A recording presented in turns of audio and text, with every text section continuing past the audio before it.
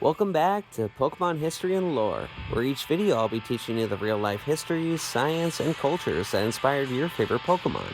So comment who your favorite Pokemon is, and if I use it, I'll shout you out in the video. Today we're going to be talking about the Pokemon Scraggy and Scrafty. These Pokemon were recommended by Ashton and Joris Aaron, so shoutouts to them. Now, the animal inspiration for Scraggy and Scrafty comes from a shedding lizard. A lizard's skin doesn't actually grow with the lizard itself. So when the lizard gets too big for its skin, it simply just sheds it. And in some species, it will actually eat the skin to regain its nutrients. So yeah, the saggy pants are supposed to be a representation of a half-shedded lizard. The second inspiration for these two comes from the punk rock culture, or I guess counterculture.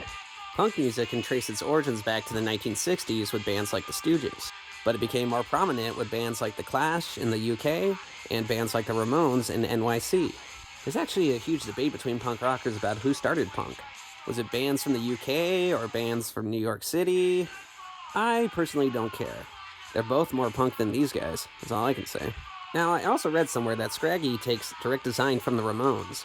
But no, those pants are way too tight.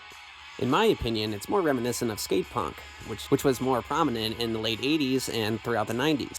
And yeah, those pants look pretty dead on. I actually was a skate punk myself growing up, and was good enough that I had a sponsor that paid for all my stuff. It was my mom. Thanks, Mom, for supporting me through my delinquency.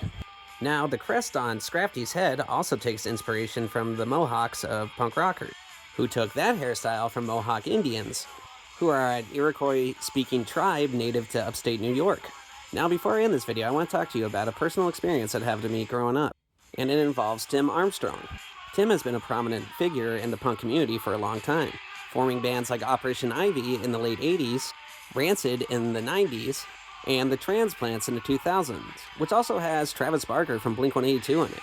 Now, my buddy played in the local punk band. They actually ended up opening for Rancid one night. After the show, we went back to my buddy's house, and it was a total punk house. It looked like this. If you've never been to one of these houses, they're a trip. And when I walked inside, guess who was sitting there? It was Tim Armstrong.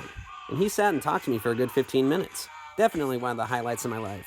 Also, if you're thinking about getting into punk rock music, here's a couple of my suggestions.